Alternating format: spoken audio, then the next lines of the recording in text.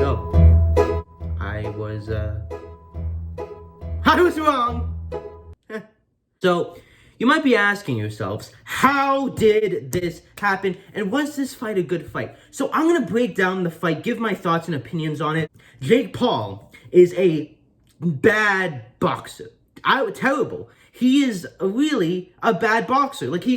Technically, Jake Paul, in my opinion, looked worse here than in the first fight. And I very much would call him the Deontay Wilder of the YouTube boxing scene, or celebrity boxing. Not in the sense that he's as good, but in the sense that he can put on very bad performances technically, but it's all saved by the knockout, and that's what gets him the viral credibility. That Jake, his jab was pretty much non-existent in this fight. There's one picture where his left hand is down and his right hand is doing a jab, and Woodley, and this picture kind of perfectly summarizes my frustration with Tyron Woodley and the flaws of Jake Paul in this picture. And Jake does this all the time. Jake Paul is very stiff. He's very rigid. When he throws jabs, he's very stationary. His left hand is down. His right hand is in jab position, but his whole face, chin, and body are completely open, and he does this multiple times. He is the most easiest person to counter and the most easiest person to land a vile, vicious KO. And Tyron Woodley could have beaten and knocked out him both times, but he didn't. And the guard and the stance, and if you look at this picture right here, this is, I guess, is the whole reason why, is because both of these guys overreacted to every movement, every single shot. They moved 10 yards back as if they had a gun. And it blew my mind that these people were such, like scaredy cats of one another. But I think both of them recognized that each of them possessed knockout power with every shot. But Tyron Woodley's stance is what lost him the fight. You could see that his right hand was kind of up here, it was too high. His left hand was down here, and he would just go back. And because his hands were so high, and he was so far back from Jake whenever he would throw, he would not be able to properly counter any of Jake's shots, or do any significant damage to Jake, because Jake left himself open so many times. Tyron Woodley had so many openings, so many moments where he could have really made a statement, and he never did that. He was more aggressive in this fight, and his walkout was definitely seemed like a motivated man. The anger on his face was like, wow, I was so excited. He was way more active. He threw a lot more. He took more risks and chances, and he got W's for that. But the problem is he still was too hesitant, and he looked like he didn't even really want to be there, and he didn't want to fight. He kind of was playing it too safe again, and he just wasn't. He was taking risks, but then he wasn't. And he still wasn't. And he did. And the three core things that he needed to fix was his guard, which was too high in his stance. His defense needed to be better. His head movement needed to be better. The third thing was he needed to just do more, and he did one of those things, but only for certain parts of the fight. And then, he would gain momentum and he would continue going, and then he would slow down like classic T would. Whenever Jake and Tyron exchanged, there was a point in the fight when, I think it was round 3, when Jake's head was bleeding, which was nice to see, and Tyron just went for it and he was going crazy. He was winning, and that's the thing, is he backed Jake up with a jab. Whenever Tyron Woodley, jabbed, and that's how the setup, he always won. Jake doesn't have a good jab, and he doesn't know how to deal with a good jab, and Jake is terrible on the back foot. When Tyron Woodley was going crazy on him in round 3, Jake Paul just defended himself and just became a punching bag essentially.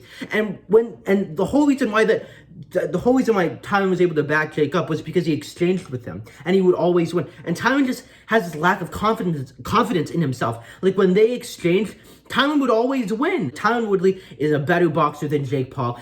When they go into the exchange, Tyron Woodley has faster hands, he's more powerful, and he makes Jake more scared. And that is a factual statement. And Tyron Woodley just didn't take advantage of that. And the whole reason, and this knockout was not rigged, it was not faked, it was not staged. Yes, I've seen the TikTok video, but the thing is that Tyron Woodley would always kind of flick like this, if Jake was throwing a shot, and he did this in the first fight, where he would kind of go like this and then you push it back. But in doing that, you put your hands down and you expose yourself.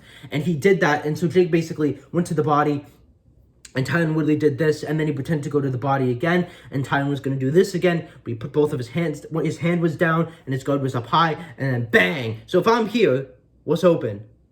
Bang. That's the equilibrium, that's night, lights out. I was shocked. I truly did not think Jake was going to knock out Tyron Woodley like he knocked out Nate back in 2020. That was incredible. I mean, it blew my mind. And it was a lucky shot. It wasn't a lucky shot, but it was a shot out of nowhere. Because the fight before was boring and bad. Even True Jordy, who sucks Jake Paul off more than Blowjob Flores gives blowjobs to Jake Paul every night after practice, he even said, yeah, the fight was pretty bad. It was boring, it was terrible technique, and nothing was happening. We were 6 rounds in, there was no significant punch. Jake Paul, yes, he was bleeding. Tyron Woodley did that MMA thing where he, flipped over Jake. But besides those 2 exciting moments and the 3rd round where Woodley kind of did a barrage on Jake, it was getting to be a pretty insignificant, boring fight. And technically, again, Jake Paul has not shown any improvements, and I honestly don't know what his coaches are teaching him, and this kind of proves my point that they are yes men.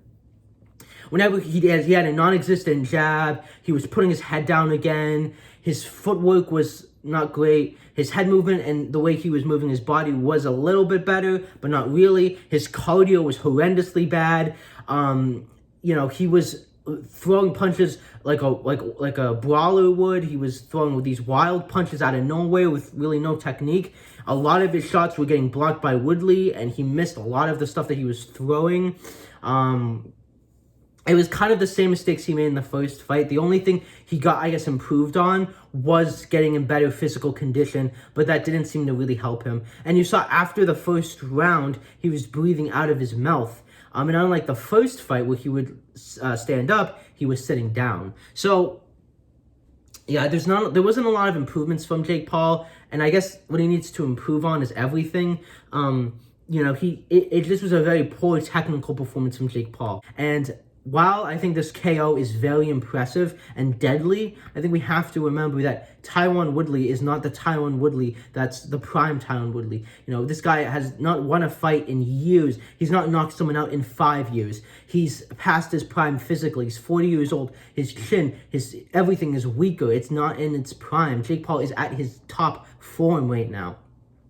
Tyron Woodley at his top form, that would be wow, impressive. This is also impressive. I'm not trying to discredit him. I don't think anyone should discredit Jake Paul.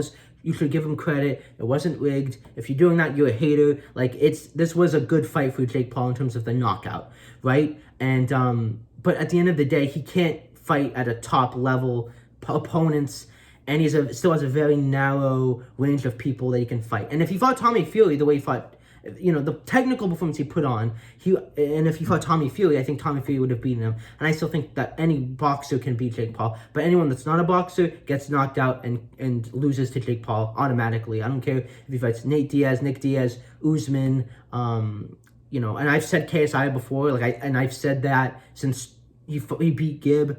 The only person that maybe wouldn't be able to would be Conor McGregor or Anderson Silva. Obviously, you could beat Logan, but I think Logan beats Jake, but that's a whole different conversation. Again, if we look at all these opponents, Jake is fighting is smaller than him in height and size.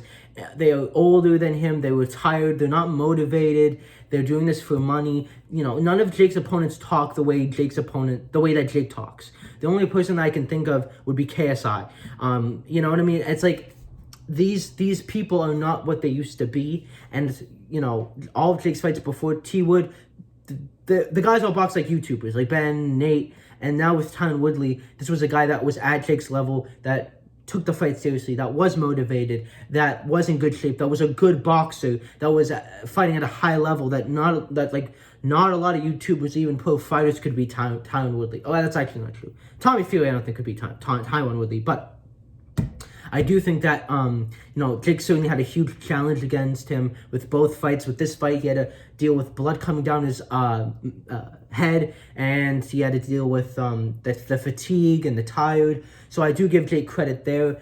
I think he definitely proved he has a chin, he has heart, he can win. He's got the dog in him. I think KSI is more of a dog and a heart than Jake still, and obviously KSI has better cardio. But having said that, I do think that Jake, we didn't discredit him, but we shouldn't let ourselves get carried away and remember the caveats of him knocking out Tyron Woodley. So make sure to like, sub, and comment, and I'll see you guys in the next video. Yeah, we're living in the Jake Paul era, man, and it's not good.